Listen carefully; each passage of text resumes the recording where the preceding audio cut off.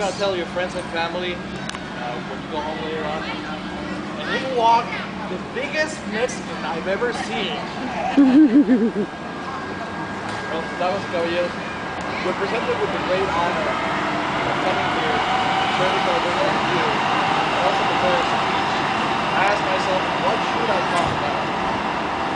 My experience coming to the United States? Well, although a riveting tale involving pirates, dinosaurs, and space cowboys, I immediately found it hard to untangle the highlights and the lowlights of my time in the United States. So all these experiences have brought me here, to this moment, in front of you. And not one of those experiences is less important than another, at least to me. But then how about my experience as a Hispanic in the United States? That actually struck a chord. It got me thinking as to what does it mean, first of all, to be Hispanic. Since before I came to the United States, I had never heard the term, much less being classified as one myself. Therefore, I figured it would be hard to tell what the experience of Hispanic was if I didn't know what a Hispanic is to begin with. Well, Webster's unabridged English dictionary defines Hispanics as... Who cares? Does the dictionary truly define your identity or mine or that of a whole group? I think not. I have found dictionaries are terrible at defining and sensitive matters of philosophy and ethnicity, but they are very good at for things that do not mind being categorized within the confines of a paragraph or less. But then what is a Hispanic? How do we define Hispanic? Now that is a tricky question. And since there is no official Hispanic Watchers group, I figure I should focus this speech and my experience with wrestling with this question before I can even presume to answer what my Hispanic experience has been. Hispanic at its basic level means to be part of or related to the culture of Spain. This can be by speaking Castellano, commonly known as Hispanic, or simply being born in a country that was at some point in multiple aspects influenced by Spain. I think you might or might not agree with me that this is a very narrow definition for a very complex idea. For example, we consider somebody who's born in a Spanish-speaking language a Hispanic. What if somebody is born there, his or their parents bring to the U.S. and they never come back to Latin America?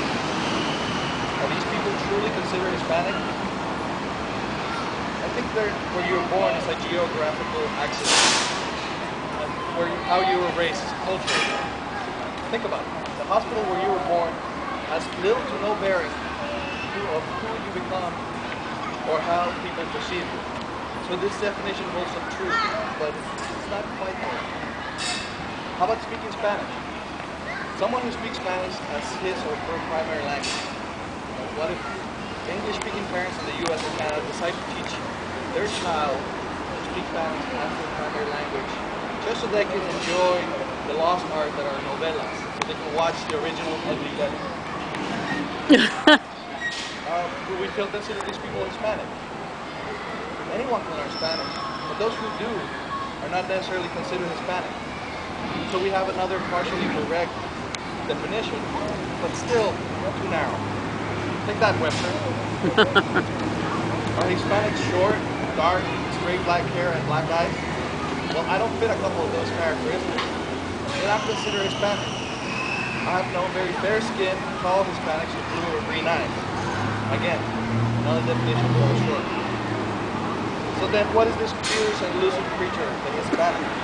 How do you get your badge for Hispanic spotting, or where do you go to register for your Hispanic license? Well, for my years of infiltrating and closely watching the Hispanic community, I can tell you that we cannot use a narrow or simple definition of classify a person as a Hispanic or as a member of any other ethnic group, for that matter. Well, can somebody truly tell me what the color red is? I mean, the only red that we accept. Red is a color within a certain range of the colors we see. But within that range, there are the possible shades that we can classify as red are close to, if not infinite. The same goes for the classification of Hispanic. We classify three people as Hispanic, but they may share nothing in common. I think we need to take a closer look. Hispanics usually have a very strong family bond, but so do a lot of other ethnic groups. Hispanics have a very strong sense of community, but so do many people in different communities. Hispanics have interesting customs and traditions, but so do all cultures. So it has to be a little bit more subtle than that. You could call a Hispanic somebody who describes me and is touched at his or her core with what I consider Hispanic customs and traditions, such as mariachi, flamenco, salsa, merengue music. But truly, you do not need to have been born in Latin America or Spain or even speak Spanish to understand the significance of these customs and or to be touched or shaken to be more by them. That is, because in the end we're all different shades of the same color. So as you can see, my personal quest to define what it means to be Hispanic is an ongoing one, with more questions than answers. But speaking of questions, does your heart beat to a Latin rhythm? Does your heart talk to you in a passionate, sultry Latin accent? Does your heart skip a beat to the sound of mariachi? To the poetry of Neruda? To a painting by Picasso? Regardless of where you were born or what language you dream your dreams in. If you answer yes to any or all of these questions, then you just might be considered Hispanic.